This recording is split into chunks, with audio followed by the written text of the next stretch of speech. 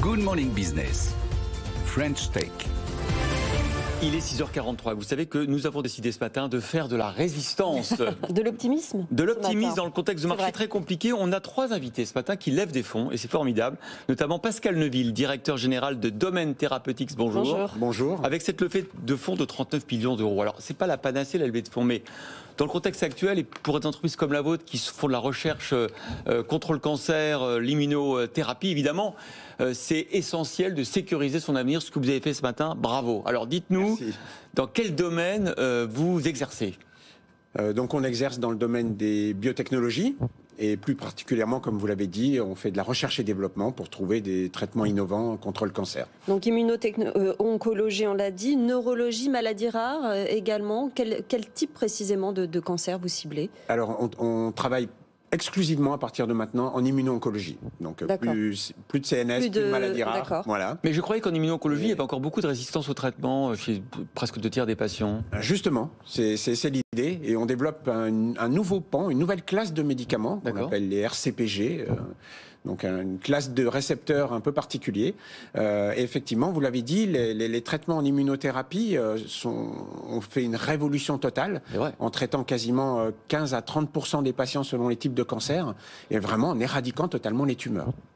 Donc vraiment une classe de médicaments à gros succès. Le Keytruda, par exemple, vend presque 18 milliards de dollars cette année. Et en 7 ans, il est passé de 500 millions à 17 milliards. Mais alors, il reste les 70% de patients. Mais il reste les 70% de patients parce que la tumeur, c'est vraiment une arme de guerre incroyable qui arrive toujours à trouver une nouvelle forme de résistance, à contrer toutes les armes qu'on met face à elle. Et en particulier, elle utilise une classe de récepteurs qui s'appelle les RCPG et pour contrer les immune checkpoints qui sont la classe de médicaments aujourd'hui utilisés pour l'immunothérapie. Et vous pensez avoir trouvé une nouvelle manière d'empêcher la tumeur, effectivement, d'utiliser ces récepteurs ? Exactement. Donc, tous les traitements, maintenant, ça va être des traitements de combo, comme on appelle, c'est-à-dire des combinaisons entre radiothérapie, chimiothérapie, immunothérapie.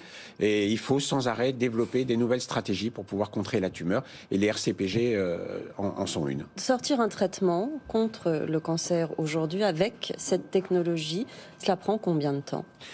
Ça prend, c'est toujours des cycles longs en biotechnologie, c'est parfois ce qu'on reproche à la biotechnologie, mais on va dire que là, l'avantage des RCPG, c'est que ils sont responsables de quasiment 30 à 40% de tous les médicaments commercialisés.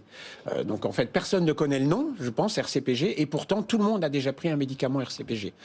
J'ai l'allergie saisonnière, ce matin j'ai pris l'Aerius, c'est un médicament RCPG. Le gros avantage, c'est que du coup on sait qu'ils sont druggable, comme on dit des fois, c'est-à-dire on peut faire des médicaments contre cette classe de récepteurs. Donc ça peut accélérer un peu.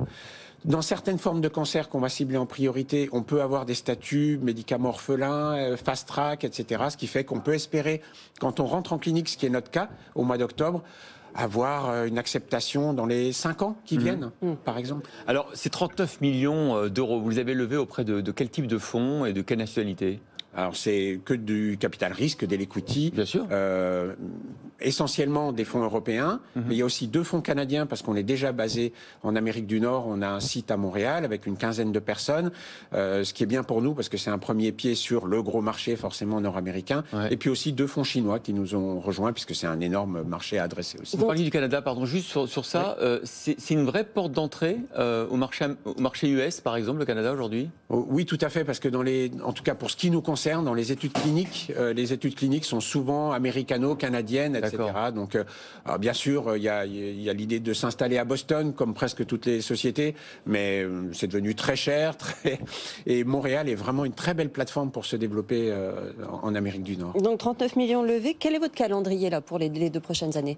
Donc le calendrier, c'est surtout rentrer notre premier produit en clinique au mois d'octobre. Alors on a un premier produit qui vient de rentrer en clinique en février, mais c'est avec notre partenariat avec Merck, la grosse société pharma allemande.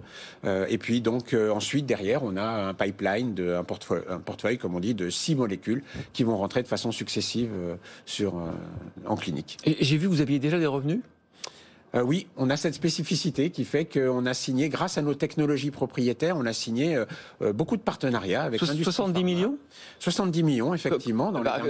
Qu'est-ce que vous vendez ? Parce que c'est beaucoup quand même. On vend effectivement la qualité de notre technologie pour les RCPG. Je le disais, les RCPG. D'accord. Pas forcément dans le traitement cancéreux. Pas forcément. Mais dans d'autres classes de médicaments, vous avez déjà développé ces technologies RCPG. Exactement. Ça vous donne un plan de roulement et c'est bien, déjà une assise importante en termes de chiffre d'affaires. Oui, c'est clair. Pourquoi pas être, quand on est une industrie comme ça, pourquoi pas arriver aussi à convaincre nos partenaires financiers, mais aussi nos partenaires pharma, parce que je pense que c'est très intéressant aussi pour les équipes de travailler au standard de la pharma, ce qu'on reproche des fois à la biotech de dire vous faites un peu des médicaments de sous-valeur. Non, on travaille avec l'industrie. En ce moment, on a un partenariat avec Pfizer et un partenariat avec Boehringer. Notamment dans le médicament que vous évoquiez sur les allergies ? Non, pas du tout. Non, on ne travaille pas sur les allergies. Vous évoquiez tout à l'heure des types de cancers prioritaires sur lesquels vous travaillez. Ce sont lesquels ?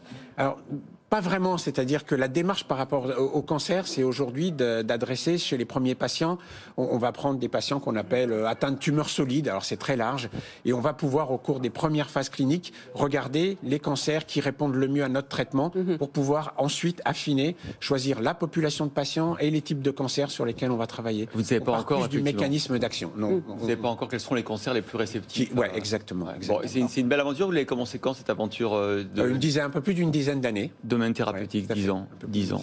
Bah, écoutez, bravo Pascal Neuville. Et puis une bonne nouvelle de plus, ça fait deux déjà. Voilà, 39 on coche millions à chaque fois. On aime bien les levées de fonds de ce genre, surtout dans cette période. Merci beaucoup Pascal Neuville. Merci à vous.